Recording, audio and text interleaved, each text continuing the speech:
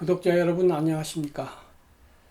오늘은 사람이 선하게 산다는 거, 착하게 산다는 거에 대해서 좀 생각을 해볼까 해요. 제가 어려서부터 이 선하다고 하는 것, 착하다고 하는 데 관심이 많고, 교육 환경도 그랬고, 집안 환경도 그랬고, 또 저의 타고난 성정도 그랬던 것 같아요. 그래서 이제 나름대로 선하게 살아본다고 애를 썼거든요. 그런데 이것이 세상이 꼭 선하게만 살아서 되는 것이냐 하는 문제가 있더라고요.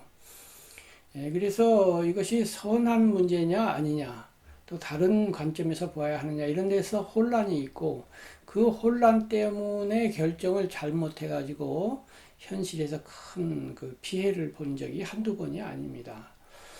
그래서 이제 그 뒤에 쭉 뭐 책도 보고 소년들의 생각도 정리하고 그렇게 했어요. 아주 오래전 이야기인데요. 그 유럽 뭐 스웨덴인가 어느 쪽에서 이제 여자 학자가 한국에 와서 퇴계 사상을 연구한다는 기사를 본 적이 있어요. 그래서 그분이 하는 말씀이 똑같은 시대 사람인데, 그러니까 1600년대, 그러니까 17세기 사람인데 퇴계하고 서양의 이제 같은 시대에 마키아벨리라고 하는 군주론으로 유명한 마키아벨리가 활동했던 시대거든요. 그래서 마키아벨리하고 비교를 할 때 너무나 이게 다르다. 말하자면 이제 퇴계는 지금 드리는 말씀으로 보면 선하게 살아야 된다. 인간의 본성은 선하다 이렇게 보는 것이고, 마키아벨리는 반대쪽에서 보는 것 같아요.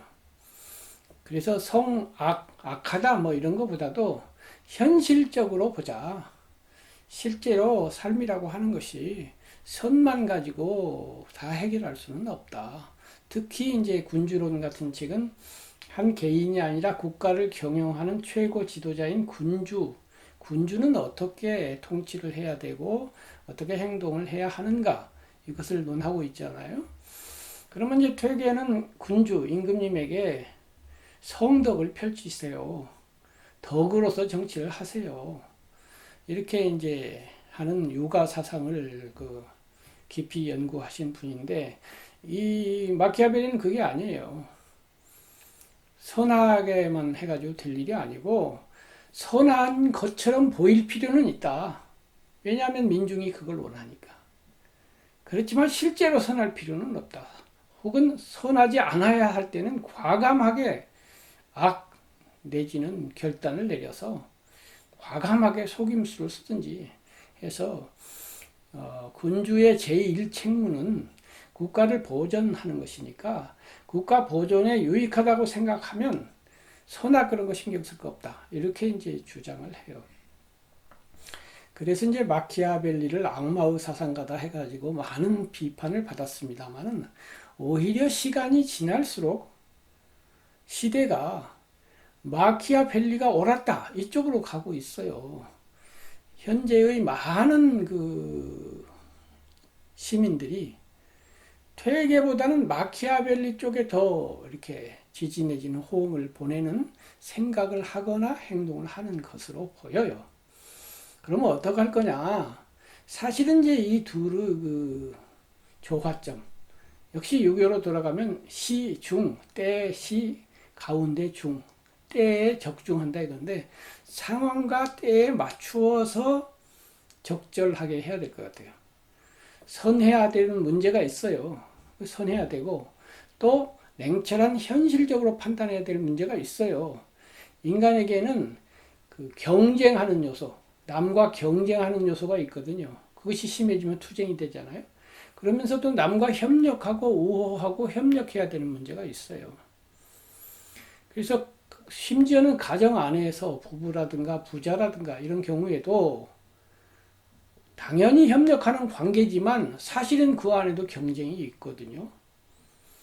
아내는 아파트를 팔아야 돼 이렇게 주장하는데 남편은 팔지 말아야 돼 이렇게 주장한다면 그것은 사실 경쟁이에요.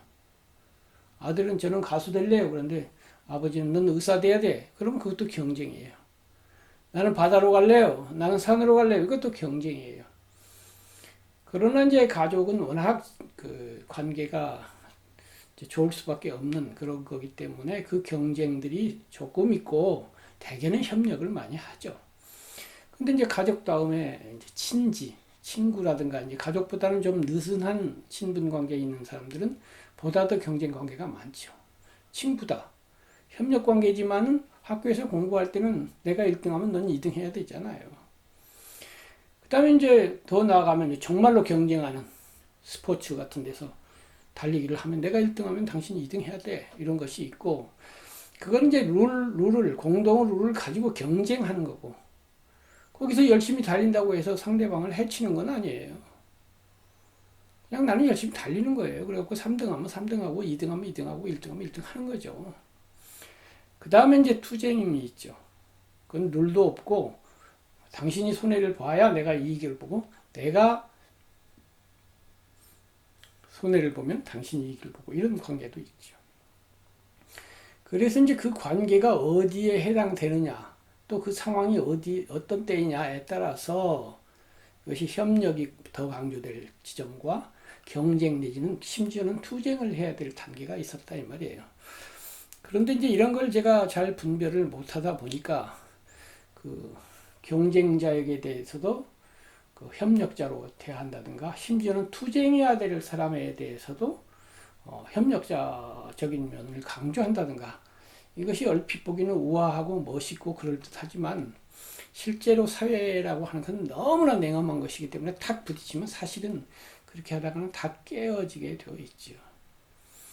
그래서 이제 제가 그러한 이야기를 하나의 작은 우화로 쓴 적이 있어요. 여기 이제 제가 책을 가지고 있는데, 요게 이제 그것을 포함해서 제가 인생이라는 건 어떻게 되어 가는 거냐.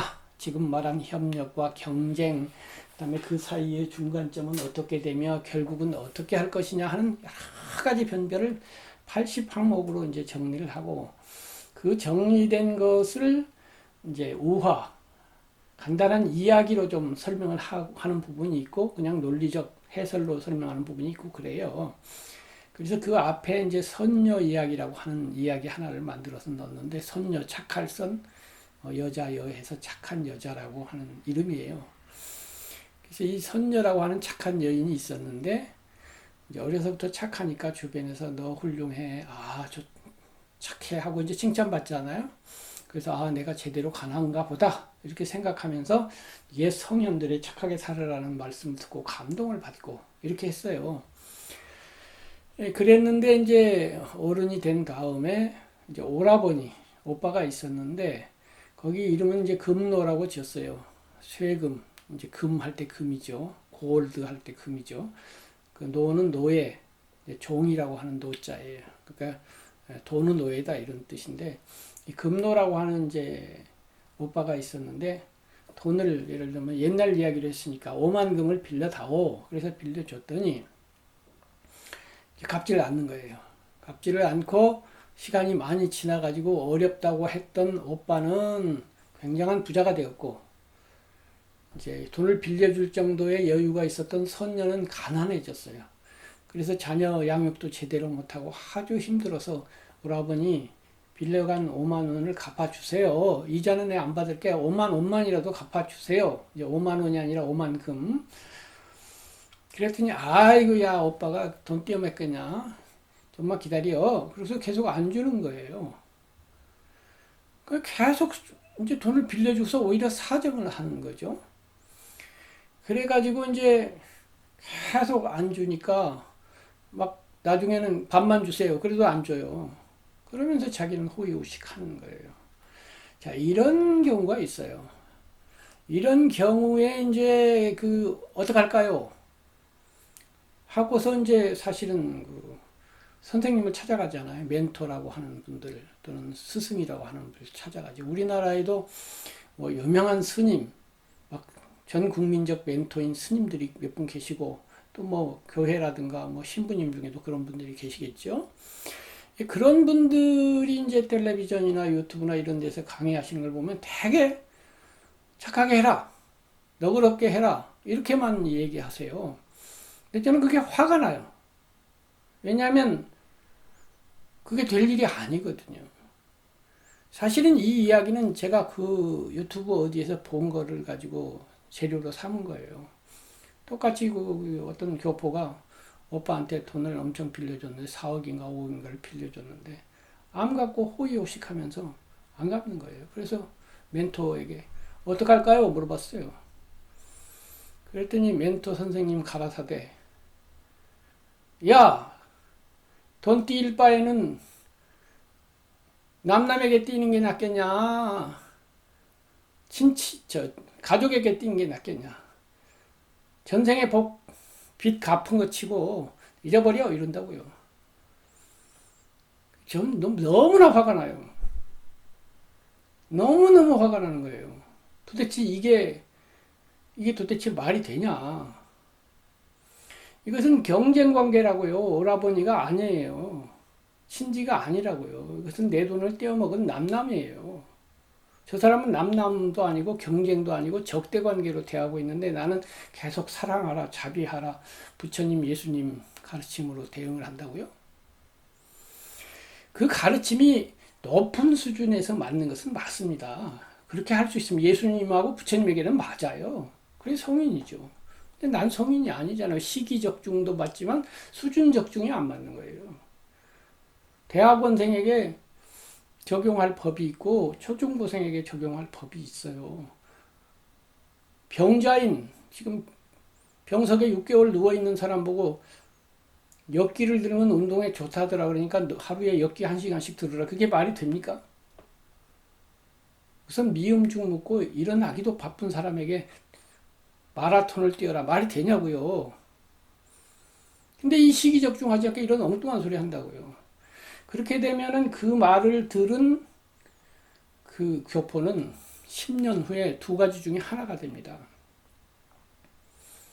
얼굴이 새카맣게 바짝 말라서 죽어버리거나 성인이 되거나. 근데 성인이 될 가능성은 100만 분의 1도 아니고 1억 분의 1도 안 되고 100억 분의 1밖에 되지 않아요. 새카맣게 타서 죽습니다. 왜냐하면 더군다나 존경받고 온 국민 수백만 명의 제자가 있는 분이 그렇게 말을 했는데 그 말이 틀렸다고 생각하겠어요? 더군다나 자기가 읽어온 성경, 불경에 다 착하게 살아라, 남을 용서하라고 되어 있으니 또 그렇게 살아왔으니 야, 용서는 해야 되겠는데 용서는 안 되고 앞으로 갈 수도 없고 뒤로 갈 수도 없고 계속 자기 탓만 하다가 말라 죽는다 이 말이에요. 그래서 여기 나오는 선녀도 똑같이 이제 동고 선생이라고 하는 사람을 찾아가요. 동고라는 건 동쪽 언덕이란 뜻인데 이 이름은 또 어떻게 지었냐면은 공자님 말씀에 등 동고이 소노하고 등 태산이 소천하라고 하는 구절이 있어요. 동쪽 언덕에 올라 보니까 노나라가 작아 보였다 이거예요. 공자님이 노나라 출신이잖아요. 말하자면 남산에 올라가니 중구가 작아 보였다 이런 거예요. 서울 전체는 아니고 남산은 서울 전체를 내려다보기에는 좀 낮죠. 내지는 그 북한산에 올라가니 서울이 작아 보이고 이렇게 되는 거예요. 이게 등동고이 소노하고 등태산이 이제 태산에 올라갔어요. 태산 아시죠? 산둥성에 있는 1500 몇 단가? 1700 몇 단가? 사실 그렇게 높은 산은 아닌데 이게 완전히 지평선 위에 갑자기 삼각형으로 쭉 솟아오른 산이기 때문에 올라가면 그냥 평지가 광활하게 보이죠. 그러니까 태산에 올라가니 천하가 작아 보였어요. 그러니까 더 높이 올라갈수록 보는 범주가 넓어진다 이런 얘기예요. 그러니까 동고 선생은 남산 선생이다 이거예요. 또는 북한산 선생이다 이거예요. 거기에 비하면 이제 태산 선생이라고 뒤에 나오는데 이 태산 선생은 이제 인생을 전체를 바라볼 줄 아는 백두산에 올라가거나 히말라야에 올라간 그런 이제 시점을 가진 그런 선생님이죠. 그래서 동고 선생이라고 하는 수준은 뭐냐면 인생의 전국 지도가 있다고 할 때 전국 중에서 한 도만 보는 거예요. 혹은 군만 보는 거예요. 경기도만 보지 전국을 못 봐요. 인생이 선하게 살아야 한다는 경기도만 봤지 경쟁해야 된다는 강원도를 못 보고 투쟁해야 된다는 충청도를 못 보는 거예요. 그 카드가 하나밖에 없어요. 그러니까 시기적절하게 될 수가 없어요. 여러 개를 갖고 있어야 이 카드 저 카드 쓸 때를 시기적정, 시중을 때에 적중하고 상황에 적중할 텐데 카드가 하나밖에 없는 거예요. 모두 용서해라, 모두 착해라, 이 카드밖에 없는데요. 철개 카드밖에 없어요. 마키아벨리 카드가 없는 거예요.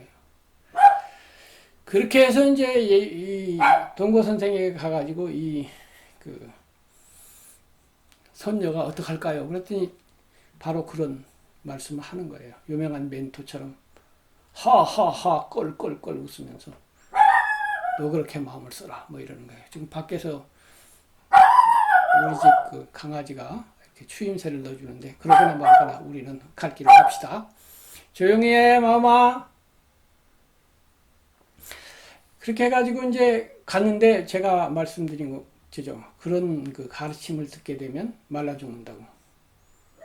그래서 돌아와가지고 자기만 계속 자책을 하다가 하루하루 시름시름 앓더니 얼마 뒤에 가슴이 답답해지는 거예요. 그래서 의사한테 가니까 그야말로 몸 안에 큰 혹이 하나 생겼습니다. 암이 걸린 거죠. 그리고 고통스럽게 죽었어요. 그냥 죽은 게 아니라 저 개울가에서 자해한 시신으로 발견이 되었어요. 그래서 그 품 안에 이렇게 조사를 해보니까 쪽지가 한 장 있는데 뭐라고 적혀 있느냐면 오라버니 조카와 함께 행복하세요 이렇게 적혀 있더라 이 말이에요. 끝내 오라버니를 탓하고 원망하지 아니하고 그래도 축복하고 죽었다 이거예요. 굉장히 감동적이고 아름다운 이야기이긴 하지만 그러나 과연 감동적이고 아름다운 이야기일까요? 이것이 이제 제가 선녀 이야기라고 하는 것에 쓰면서 그렇게 죽고 나서 한참 뒤에 이제 태산 선생, 전체를 바라보는 태산 선생이 있어요. 태산 선생이 제자들하고 있는데 제자들이 물어보는 거예요. 저 선녀의 일에 대해서 어떻게 생각하십니까? 이제 그래서 태산 선생이 하는 말이 결론은 그거예요. 선하게 살아라, 남을 배려하라, 남을 포용하라, 남을 용서하라, 너그러워라. 그 말 자체가 틀린 건 아니다. 근데 그 말이 적용되는 때가 있고 적용되지 않아야 될 때가 있는 것이다. 항상 그럴 수는 없는 것이다. 공자 같은 분도 항상 남에게 덕을 베풀으라고 했지만 군대가 필요할 때는 군대를 통원한 적이 있다. 그러니까 인생이라고 하는 것도 국방부가 있는 거다. 항상 교육부라든가 복지부만 있는 것이 아니다는 거예요. 특히 한 사람은 멘토로서 이제 태산 선생도 멘토잖아요. 나에게 만약 선녀가 온다면 나는 그렇게 말하지 않겠다. 이제 제자가 물어봐요. 선녀가 당신에게 와서 선생님에게 와서 똑같은 질문을 하면 뭐라고 할 겁니까? 나는 먼저 가르침을 주기 전에 그 사람을 살펴볼 것이다. 저 사람이 1.0 1인분의 마음을 갖고 있는지 0.5 1인분의 마음이 못된 아주 지치고 힘든 병자의 상황에 있는지 1.5 너그럽고 여유 있는 군자의 수준에 있는지 제가 말씀드렸잖아요. 마음은 1인분 1.0을 기준으로 1.5 군자 그 다음에 0.5 아직 어린아이나 혹은 굉장히 지치고 상처받은 상태 이 세 가지 상태로 놓고 볼 때 저 선녀는 0.5도 커녕 0.1이나 0.2밖에 되지 않는다. 그런 사람에게 1.5 법을 적용한다는 건 말이 되지 않는다 말이죠. 초등학생에게 대학생을 시키는 거고 이제 겨우 역기를 10kg 들 수 있는 사람에 100kg 들으라고 시키는 거 아니냐. 0.5인 사람에게 필요한 것은 조언조차도 아니다. 이래라 저래라 가르침도 뒷전이다. 우선 1.0 만들어 놓는 게 급선무야. 그러니까 그 사람에게 뭐 이래라 저래라가 아니라 같이 손을 붙들고 울어줘야 된다.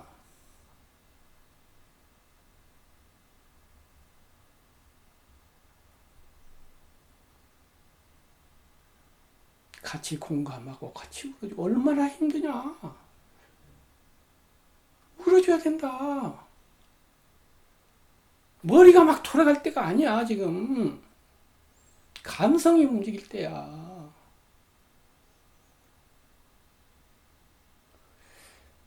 같이 울어주면서 인생이라는 게 이런 거란다. 나도 그렇게 아픈 적이 있고 나도 지금도 아프다. 그렇게 해서 충분히 공감해서 0.5인 사람을 마음도 나누고 필요하다면 돈이 필요하면 돈을 줄 수도 있지. 최소한의 1.0을 만들어 놓고 나서 자 이제 숨을 좀 쉴만 합니다. 이제 뭔가 가르침을 주시면 제가 좀 해보겠습니다. 이럴 때 그것도 부탁 안 하면 얘기 안 해. 불러다가 내가 한 수 가르쳐 줄게 이거는 아니야. 와서 물어보지 않는 사람은 가르쳐줘도 하지도 않아요. 물어보고도 안 하는데 그냥 재미로 물어보고 그렇구나 그러고 안 하는 사람이 90%야. 근데 물어봐도 안 해. 간절하게 물어볼 때만 해. 두 번, 세 번. 제발 좀 가르쳐 주세요. 내가 몰라서 못해요. 하고 싶은 마음은 이만큼 있는데 어디로 갈지를 모르니까 가르쳐만 주세요. 내가 당장 하랍니다. 이런 사람에게만 가르쳐 줘. 이것이 공자님 방법이에요. 공자님 교육자라서 정말 탁월해요. 가만히 있는 놈 불러다가 내가 한 수 가르쳐 주랴 이런 거 잘 안 해요. 어쩌다가 한번 하긴 해요. 근데 그것은 10대 제자들한테만 해요. 왜? 10대 제자쯤 되면 이미 언제든지 가르쳐 주세요. 제가 배우려고 준비하고 있어요. 이런 제자들이니까 아무 때나 불러서 야 내가 너 가르쳐 줄게. 그래도 되잖아요. 지나가는 사람 보고 내지는 어쩌다 만난 사람에게 한 수 가르쳐 이건 아니에요. 그러나 기본 원칙은 10대 제자한테도 불러서 잘 안 가르쳐줘요. 그 공자님 말씀에 이런 거 있어요. 불본이어든 불기하고 불비어든 불발하며 그 이루에 불이 삼오반이면 즉 불부이 아니라 이건데요. 분내지 않으면 분이라고 하는 것이 화낼 분자도 있지만 분낼 분자가 있어요. 분발하다 할 때 힘차게 떨치고 일어난다 뭐 이런 거죠. 떨치고 일어나는 그런 의욕이 없으면 열어주지 않고 불개하고 불비어든 비는 애태운다는 거예요. 제발 알고 싶어 죽겠어요. 그게 애태우지 않으면 불발하며 열어주지 않으며 피워주지 않으며 자, 의욕은 네가 갖고 와. 내가 의욕까지 내라고 하리? 야 공부 열심히 해. 공부에 의욕을 좀 내봐. 이런 소리를 내가 해야 되냐?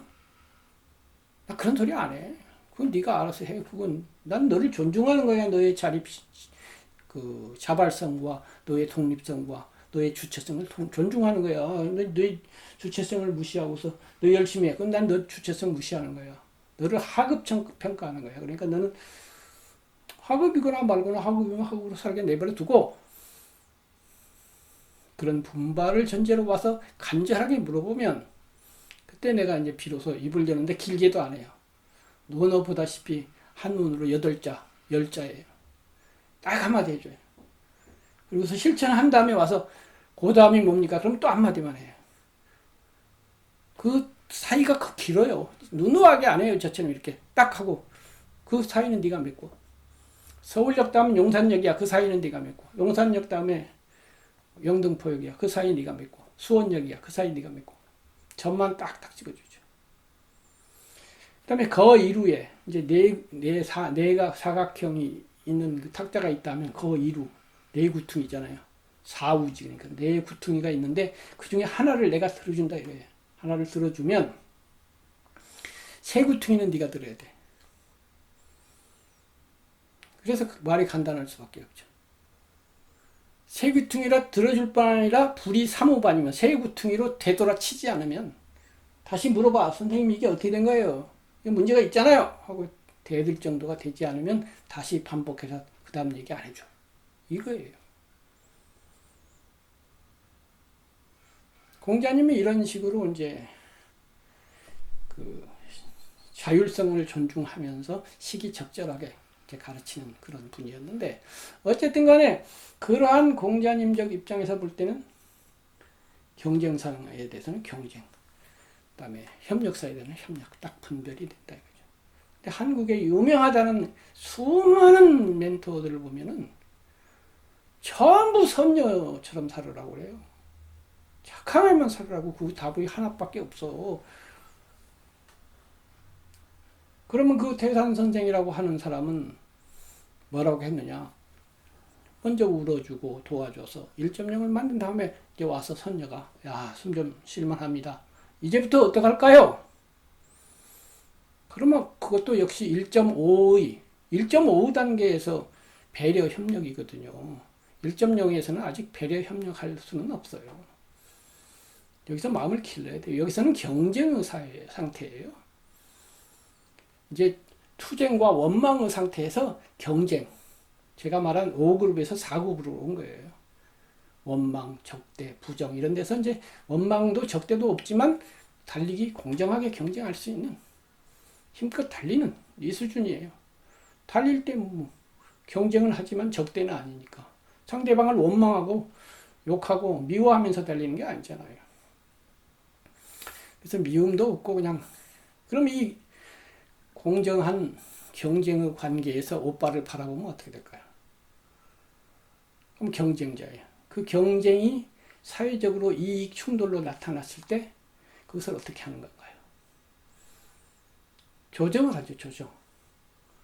개인적으로 조정을 해. 힘겨루고 일을 하는 거예요. 사실은. 그래도 안 되죠. 오빠는 말을 안 듣겠죠. 그래서 법이 있는 거예요. 뭐가 공정한지, 뭐가 올바른지, 이 두 이익 다툼의 중간 지점이 어딘지를 법률이 판정해 주는 거예요. 정의롭게. 경쟁에서는 정의가 중심 가치예요. 법은 정의의 구체화예요. 법에다 소송한다고 해서 아무 문제가 되지 않아요. 어떻게 형제간의 소송? 아니 저런데 어떡하라고요? 그러면 일본이 우리나라를 계속 피해 압박하는데 어떻게 일본과 싸워? 그 말이 돼요? 국가에서는 말이 안 되면서 개인에서는 말이 된다고요? 안중근 의사나 김구 선생이 잘못한 거예요? 아니잖아요. 그래서 법에 소송을 해가지고 받을 수 있는 만큼 받고, 그래도 다 받지도 못하겠지만 최소한도로 법이 그래도 해결해 주겠죠. 근데 요 간교한 이 오라버니는 그것까지 다 대비를 해서 중간에 어음을 바꿔치기 하고 어쩌고 저쩌고 해갖고 법률 문제까지도 하면은 자기가 이기도록 이렇게 하니까 이게 정말 세상에 이런 사람 많아요. 한숨이 안 나올래 안 나올 수가 없어요. 그러면 이제 투쟁의 단계로 들어가는 거예요. 안중근이나 김구 선생은 투쟁의 단계로 들어갔죠. 안창호 선생 같은 경우에는 투쟁이라기보다 우리 교육을 해서 길게 보고 우리 나갑시다. 이렇게 해서 이제 투쟁보다는 경쟁 쪽에 중점을 뒀다고 볼 수 있고, 무장 투쟁을 주장한 안중근이나 또는 그 실제로 이토를 저격한 그 안중근이나 이제 윤봉길, 이봉창 의사를 통해서 거사를 한 김구 선생 같은 경우는 투쟁을 한 건데, 개인 간에도 투쟁을 할 수밖에 없는 겁니다.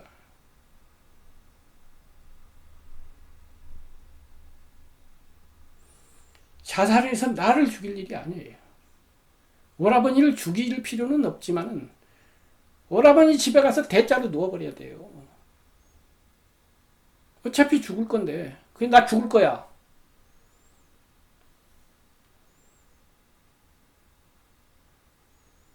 강력하게 어필해야 됩니다.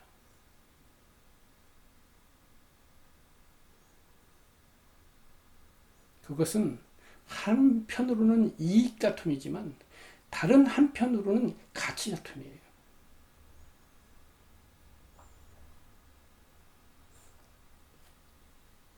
안중근 의사가 이토를 저격한 것이 이익 다툼만은 아니었잖아요. 그분이 쓴 동양평화론이나 이런 걸 보면 단지 네가 미워가지고 조선 인민만을 위해서가 아니에요. 이토가 동북아시아 전체의 평화를 깨뜨리고 인류의 기본 가치인 공정과 정의와 평등과 행복 추구와 이걸 훼손하는 인류의 적인 거예요. 나의 적이고 조선 인민의 적이자 인류의 적인 거예요. 똑같이 오라버니 금노라는 인간은 인류의 적입니다. 이왕 죽일 거 죽여도 돼요. 죽고 딱 자살하는 거예요. 그리고 안중근처럼 감옥에 가요. 저 같으면 감옥에 가겠어요. 그렇게. 감옥에 가서 장문의 글을 쓸 거예요. 내가 왜 죽였는지. 그리고 굶어서 죽어버려요. 나 이렇게 다 할 일 다 했다. 나는 굶어 죽겠다. 탁 하고. 안중근에게는 그런 것이 있었어요. 안중근 정말 매력적인 사람이에요. 단순한 테러리스트가 아니에요. 1차적으로 테러리스트 맞아요. 안중근. 암살자니까. 그러나 다른 측면에서는 단순한 테러리스트가 아닌 고귀하고 숭고한 바가 있어요. 얼마나 놀라운데요. 6발을 총을 쏘는데 한 발도 목표를 빗나가지 않습니다. 전혀 흥분하지 않았다는 거예요. 냉정 침착했다는 거예요. 이게 보통의 정신력이 아닌 거예요. 그리고 그것은 정신이 강하다는 게 아니라 인격이 고결하다는 거예요. 내 목숨을 던졌다는 거예요. 해탈했다는 거예요.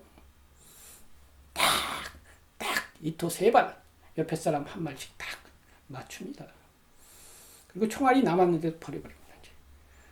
할 일 다 했기 때문에 나머지 더 쏠 필요도 없어. 딱 던지고 꼬리야 우레 꼬리야 조선 만세 딱 불고 딱 체포되고. 이야 얼마나 놀라우냐면요.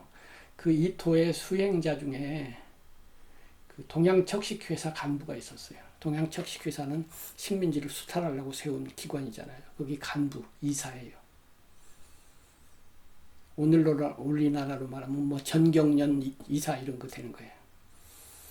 그런데 그 바로 이토 옆에서 수행할 정도면은 굉장한 이토의 측근이자 그 정부의 핵심 인물인데 이 사람이 나중에 글에다 뭐라고 썼냐면 이 사람은 허벅지에 총알을 맞은 사람이에요. 말이 그렇지 허벅지에 총알을 뚫고 들어가면 제정신이겠습니까? 사태를 볼 수 있나요? 아무 정신 차릴 수가 없는 거예요, 사실은. 그러면 멍해갖고 의식이 딱 중지되는 거예요. 그런데도 이 사람 대단해요. 그렇게 쓰러지면서도 총을 쏜 안중근을 봅니다. 아마 먼저 이토를 봤을 거예요. 그래갖고 쓰러진 이토를 보고 그 다음에 누가 쏜지 딱 본 거예요. 그리고 뭐라고 기록을 했느냐면 거기에 광명의 신이 서 있었다고 그래요.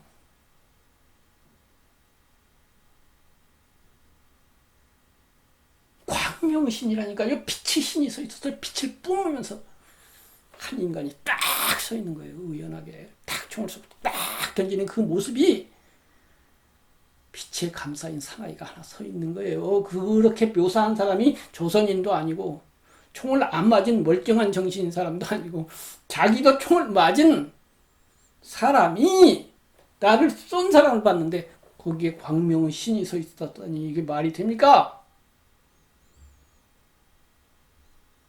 그러한 안중근의 정신이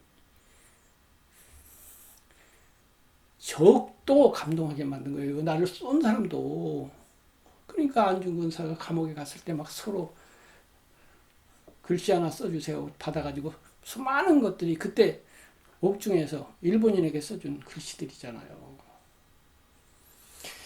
이러한 안중근의 정신은 단순한 테러리스트가 아니라 인류의 가장 고귀한 가치를 추구하는 목숨 걸고 추구하는 석가 예수와 비슷한 그런 고도의 보편성과 숭고함이 있는 겁니다.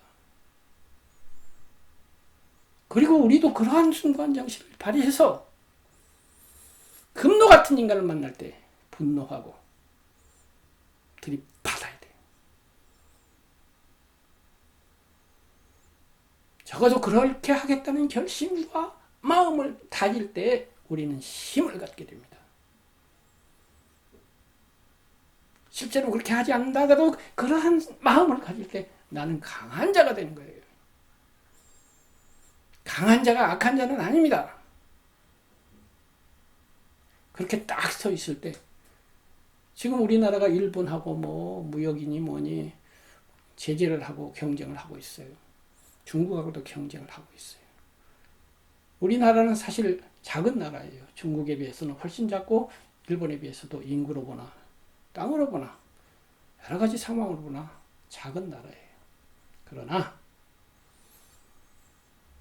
작은 나라와 큰 나라가 경쟁할 때 작은 나라가 불리한 것은 사실이에요.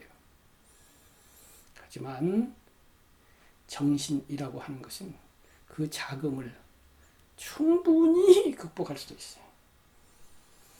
우리나라에 위대한 지도자가 있고 위대한 선각자가 있고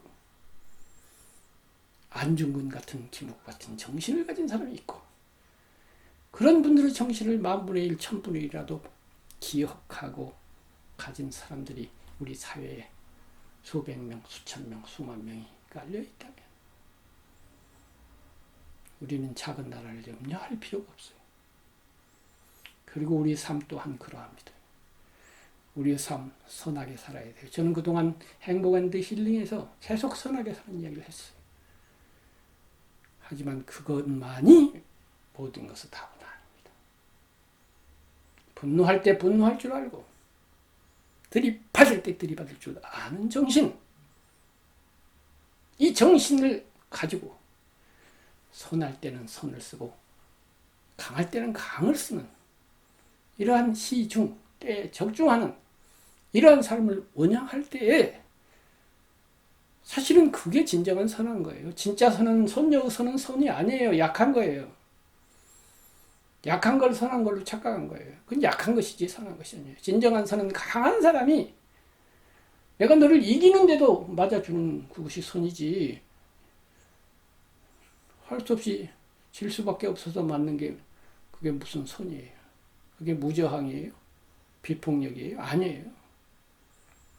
전에 유재두라고 하는 굉장한 그 권투 선수가 있었어요. 동양 타이틀을 차지한 미들급 선수인데 기도라고 그러죠. 이제 라이트급 이런데 그 말썽나면은 해결하는 이렇게 주먹군을 기도라고 그랬어요. 지금 뭐라고 하는지 모르겠어요. 거기 있었대요. 그 은퇴하고. 근데 어느 날 폭력배들한테 실컷 얻어맞고 병원에 온 거예요. 근데 말이 그렇지 권투 선수한테 한 방 맞으면 그대로 가거든요. 이 글러브를 솜으로 칭칭 맞는데도 KO가 되는 판인데 그건 또 전문 선수끼리인데 이 뭐 아무리 뭐 무슨 폭력 빼고 떠들어봐야 그거는 진짜 호랑이 앞에 강아지밖에 안 되죠. 근데 맨 주먹으로 딱 쳤다 그러면 그건 정말 죽어요. KO가 아니에요. 직사해요. 정통 한 방 맞으면 죽는다고요. 그게 왜 이렇게 맞아갖고 왔냐 그랬더니 때리면 죽을 것 같아서요.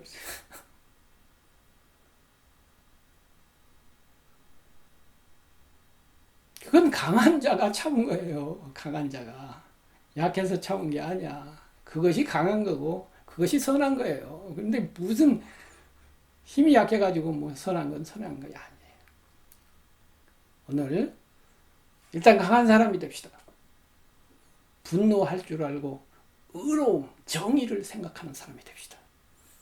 그렇게 해서 내적으로 튼튼한 줄기를 세워놓고 딱 튼튼한 나무가 뭐죠? 줄기가 튼튼해야 돼요. 줄기가 가느다랗게 가지만 잎만 꽃만 무성하면 그거 아니에요. 꽃 가지 없어도 돼요. 아니 가지는 있어야겠지만 이파리 없고 꽃 없어도 돼요. 일단 줄기는 튼튼하고 뿌리가 튼튼해야 돼요. 그래 놓고 나서 꽃을 피워야지. 꽃만 꽃이 이제 선한 거예요. 가지 줄기는 지금 강한 거예요. 기본은 강한 힘입니다.